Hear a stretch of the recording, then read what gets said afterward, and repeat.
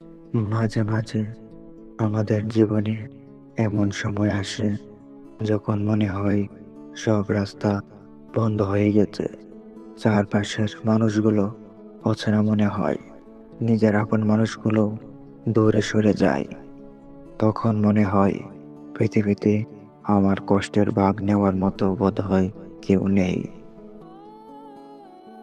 আপনি হয়তো ভাবছেন, আমি তো কারো ক্ষতি করিনি, তাহলে আমার সাথেই কেন এমন হচ্ছে? রাতের অন্ধকারে চোখের পানি ফেলে হয়তো রবকে প্রশ্ন করেন, হে আল্লাহ, তুমি কি আমাকে দেখছো না? আমার এই বিপদ কি কাটবে না? বিশ্বাস করুন, আপনার এই প্রতিটি দীর্ঘশ্বাস, প্রতিটি চোখের পানি আল্লাহ দেখছেন। তিনি কিছুই বলেননি। পবিত্র কোরআনে আল্লাহ তাআলা সূরা আস শারাহতে বলেছেন, ইন্না মাআল উসরি ইউসরা, অর্থাৎ নিশ্চয় কষ্টের সাথে রয়েছে স্বস্তি। লক্ষ্য করুন, আল্লাহ বলেননি কষ্টের পরে স্বস্তি আসবে, তিনি বলেছেন কষ্টের সাথেই স্বস্তি আছে। তার মানে এখন আপনি যে বিপদে আছেন, ঠিক এর ভেতরেই আল্লাহ আপনার জন্য কোনো না কোনো কল্যাণ লুকিয়ে রেখেছেন, যা আপনি এখন বুঝতে পারছেন না।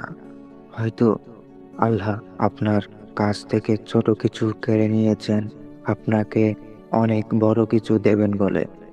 ইউসুফ আলাইহিসসালামকে দেখুন, তাকে কূপে ফেলে দেওয়া হয়েছিল, জেল কাটতে হয়েছিল, কিন্তু শেষটা কি ছিল? তিনি মিশরের বাদশা হয়েছিলেন। তাই ভরসা হারাবেন না। মানুষের ওপর আশা ছেড়ে দিয়ে জায়নামাজে বসে যান।